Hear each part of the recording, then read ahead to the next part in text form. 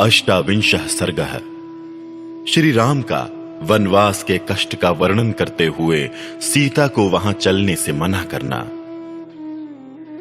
धर्म को जानने वाली सीता के इस प्रकार कहने पर धर्मवत्सल श्री राम ने वन में होने वाले दुखों को सोचकर उन्हें साथ ले जाने का विचार नहीं किया।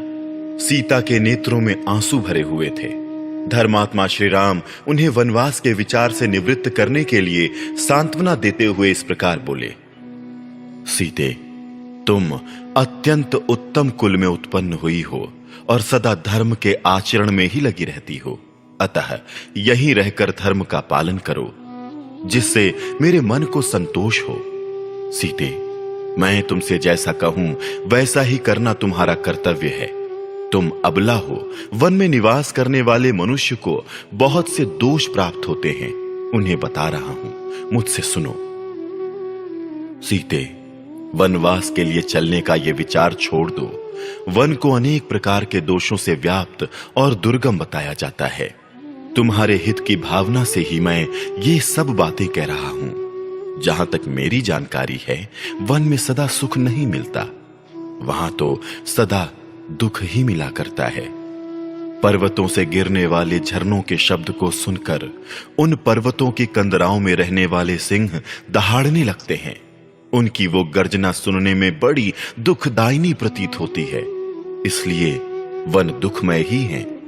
सीते, सूने वन में निर्भय होकर क्रीड़ा करने वाले मत वाले जंगली पशु मनुष्य को देखते ही उस पर चारों ओर से टूट पड़ते हैं। अतः वन दुख से भरा हुआ है। वन में जो नदियां होती हैं, उनके भीतर ग्राह निवास करते हैं। उनमें कीचड़ अधिक होने के कारण उन्हें पार करना अत्यंत कठिन होता है।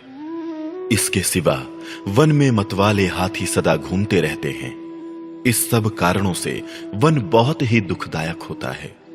वन के मार्ग लताओं और कांटों से भरे रहते हैं।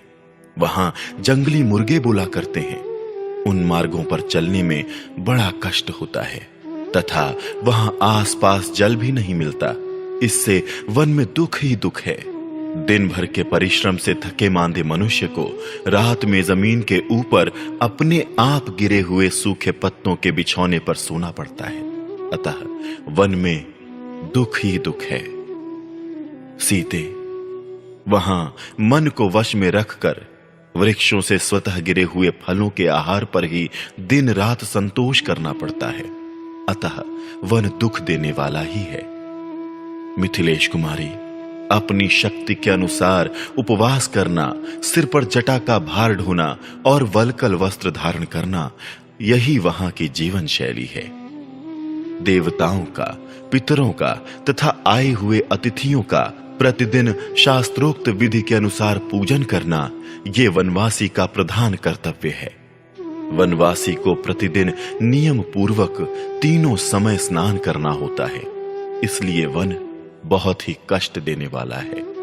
सीते, वहां स्वयं चुनकर लाए हुए फूलों द्वारा वेदोक्त विधि से वेदी पर देवताओं की पूजा करनी पड़ती है, इसलिए वन को कष्टप्रद कहा गया है। मिथिलेश कुमारी जानकी, वनवासियों को जब जैसा आहार मिल जाए उसी पर संतोष करना पड़ता है। अतः वन दुख रूप ही है। वन में प्रचंड आंधी, घोर अंधकार, प्रतिदिन भूख का कष्ट तथा और भी बड़े बड़े भय प्राप्त होते हैं। अतः वन अत्यंत कष्टप्रद है। भामिनी, वहां बहुत से पहाड़ी सर्प जो अनेक प्रकार के रूप वाले होते हैं, दर्पवश बीच रास्ते में विचरते रहते हैं। अतः वन अत्यंत कष्टदायक है। जो नदियों में निवास करते और नदियों के समान ही कुटिल गति से चलते हैं, ऐसे बहुसंख्यक सर्प वन में रास्ते को घेर कर पड़े रहते हैं, इसलिए वन बहुत ही कष्टदायक है। अबले, पतंगे, बिच्छू, कीड़े, डांस और मच्छर वहां सदा कष्ट पहुंचाते रहते हैं। अतः सारा वन दुख रूप ही है। भामिनी, वन में कांटेदार वृक्ष, कुश और कास होते हैं, जिनकी शाखाओं के अग्रभाग सब ओर फैले हुए होते हैं, इसलिए वन विशेष कष्टदायक होता है। वन में निवास करने वाले मनुष्य को बहुत से शारीरिक क्लेशों और नाना प्रकार के भयों का सामना करना पड़ता है। अतः वन सदा दुख रूप ही होता है। वहां क्रोध और लोभ को त्याग देना होता है, तपस्या में मन लगाना पड़ता है, और जहां भय का स्थान है वहां भी भयभीत न होने की आवश्यकता होती है। अतः वन में सदा दुख ही दुख है।